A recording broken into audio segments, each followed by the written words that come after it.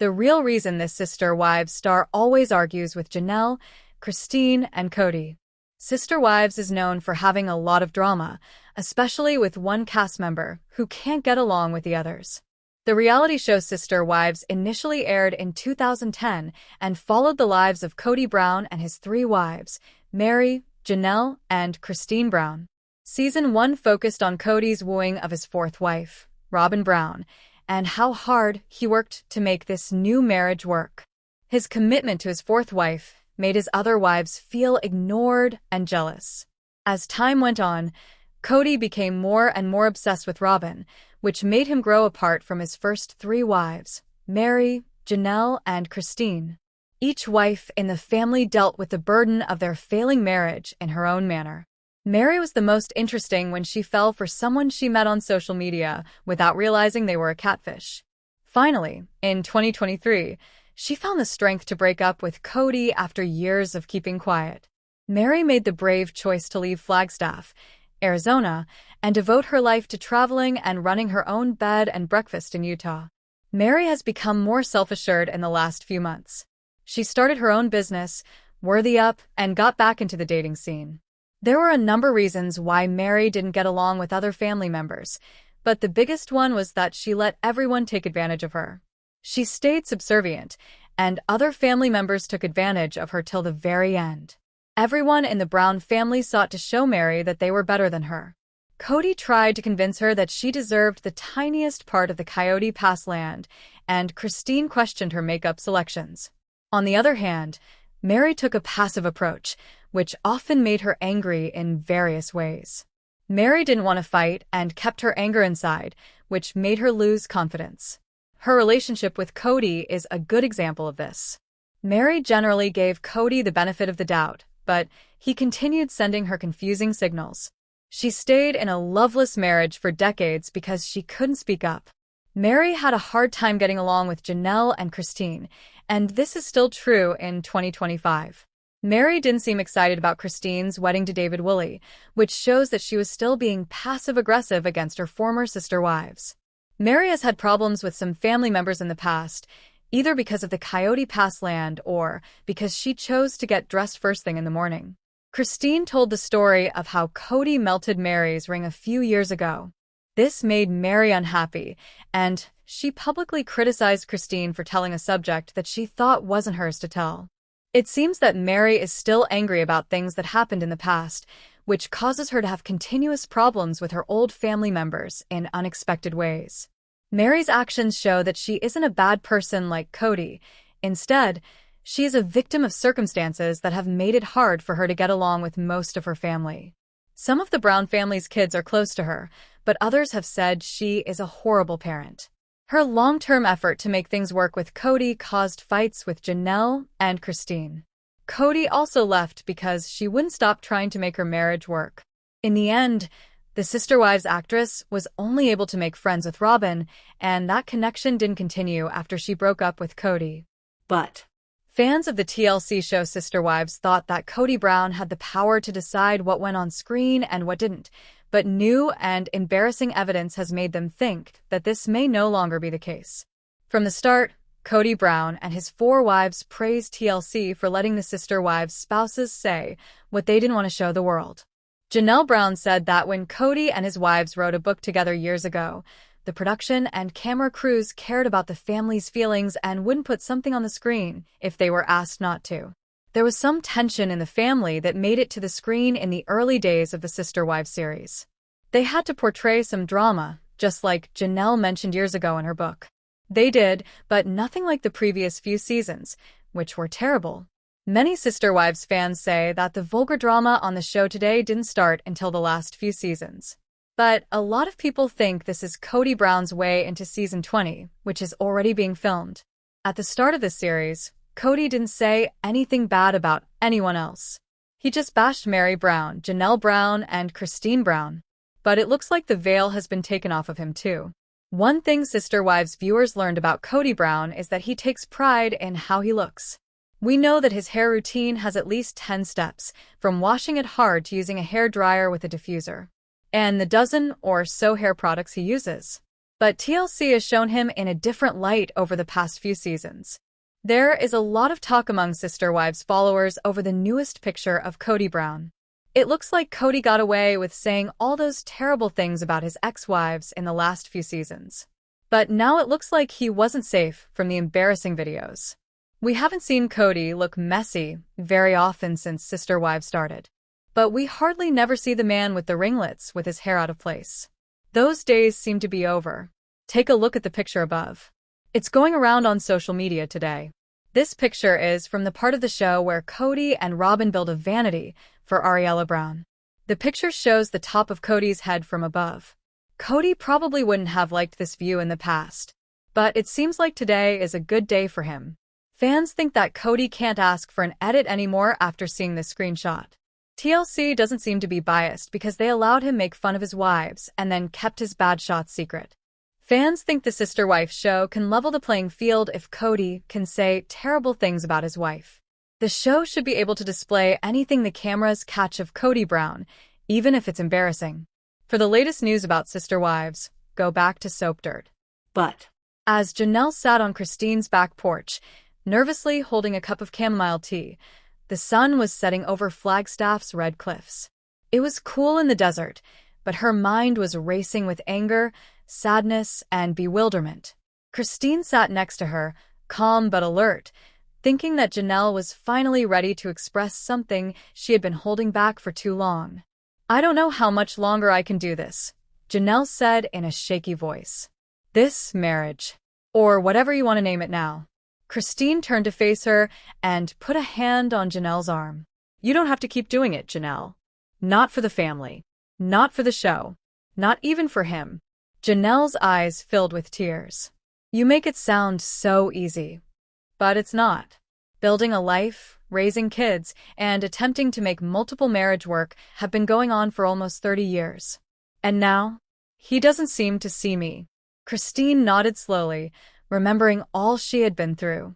She thought about how lonely she was, how Kody didn't care about her, and how she was always waiting for him to care as much as he said he would. "I understand. I know, trust me. That's how I felt before I went. And, Janelle, you were there for me. You made me stronger. Now it's my turn to do the same for you." Janelle watched the sun go down over the hills. "He doesn't come around anymore. When he does, it's only to tell me how to be faithful or how I'm not Team Kody. Christine, I've given up so much. I even gave up portions of myself to meet his expectations. And for what?" Christine gripped her hand. "You're not insane and you're not selfish. You are a person. You deserve love, serenity, and happiness. Love that is real, not just a duty." Janelle took out a big breath. "Do you think the kids will get it?" "They already do," Christine stated with certainty. "They know what's going on. These kids have grown up in this. Some of them are undoubtedly waiting for you to pick them." There was a long break. The silence between them wasn't weird. It was safe. Getting better. After a time, Janelle continued, "I talked to Savannah. She wanted to know if I was genuinely pleased. I couldn't give her a response. Not really. That was what worried me the most." Christine's eyes become softer. "Then maybe it's time. You don't need Kody's permission to live your truth." Janelle looked down at her tea. The steam was no longer rising. "Then I think I'm done," she finally whispered, and the words hit hard and real. "I want my life to feel whole again. Not this half-hearted marriage. I want something better for me, the kids, and my future." Christine leaned forward and gave her a big, warm hug. "Janelle, you're not alone. We're here to help you. And no matter what happens next, you'll be stronger for it." When the stars started to show up above them, Janelle felt a weird feeling she hadn't felt in a long time: relief. It was the first time in years that she had said what she really thought. And even though the path ahead would be full of unknowns, she knew one thing for sure. But it was a clear fall morning in Flagstaff, and the air was dense with unspoken truths and thin with tension. Christine Brown stood by the window of her house and looked out at the amber-colored forest. Her mind was as tangled as the wind outside. After years of attempting to make their plural marriage work, The foundation she and Kody had built together was now clearly broken. Something had changed, maybe slowly over time, or all at once in a way that couldn't be changed. Christine was the lively, positive wife in the beginning. She was always happy and wanted to keep the family together. She believed in the idea of multiple marriage and did everything she could to make it seem like home. But as time went on, the shine in her eyes faded because of neglect, partiality, and unfulfilled promises. Kody was different now. He used to be a lively and involved parent and husband, but now he seemed distant and preoccupied. Christine could feel the emotional barrier between them. Robyn was the one he spent most of his time with. He didn't go to her house very often anymore. Their talks had become robotic and empty, like performers repeating lines from a script that had been written years before. Christine resolved to face the quiet between them one night after the kids had gone to bed. "Kody," she whispered softly as he sat on the couch and looked at his phone. "Do you even see me anymore?" He looked up, astonished but cautious. "Of course I do, Christine. Why would you say that?" "Because you act like I'm a distant cousin and not your wife. And I'm worn out. I'm sick of begging you to pay attention to me. I'm sick of acting like we're fine." Finally, he responded, "I've been trying, Christine," in a defensive tone. "This family is hard to handle. I'm busy. You know that." "No, Kody," she said, her voice shaking. "You don't have a lot of time. You merely have your mind on other things. And I'm not going to wait for you to come back to me like I'm a side character in your life anymore." As she stood up, tears filled her eyes. "I deserve love. No leftovers." Christine called her daughter Aspen, who resided in Utah, that night. "I think I should come over," she murmured, trying to hide her tears. "Are you okay, Mom?" Aspen inquired. Christine said, "I will be," staring at herself in the mirror with determination, not grief. "I believe it's time for me to start over." The next few days were frigid and full of feelings. Christine gently started collecting some of her things, saying she was going on a trip. But deep down, she knew it was more than that. She wasn't just going on vacation. She was leaving to go back to herself. The other wives started to feel like something was off. Janelle was the first to talk to her. "You're really going to leave him, aren't you?" she asked softly. Christine nodded. "I can't do it anymore. This marriage has made me lose myself. And I want my daughters to know how to respect themselves." Janelle hugged her fiercely, and tears started to form. "Okay, Christine. And I'm proud of you." Kody, on the other hand, was completely shocked when he found out. One afternoon, he burst into her house. "Are you really planning to leave? After all this time?" he yelled. Christine responded forcefully, "I stayed longer than I should have, Kody. I gave it my all. But you stopped coming to see me a long time ago. This isn't new. This is what happens when you don't take care of things for years." He was shocked and stood there. He didn't have anything to say this time. A few weeks later, Christine relocated to Utah and settled into a quiet small house with a garden she loved. She liked to cook with her kids, read, and go trekking. She felt light and free for the first time in years. She really laughed. She didn't have to grin anymore. She didn't hate Kody. She actually thanked him in her head for showing her what she didn't want so she could find out what she really deserved. Kody stood in the solitude Christine left behind in Flagstaff and started to understand that when she went away, she didn't simply leave a house. She left a hole that no one else could fill. For Christine, it was the start of something new and the end of the beginning.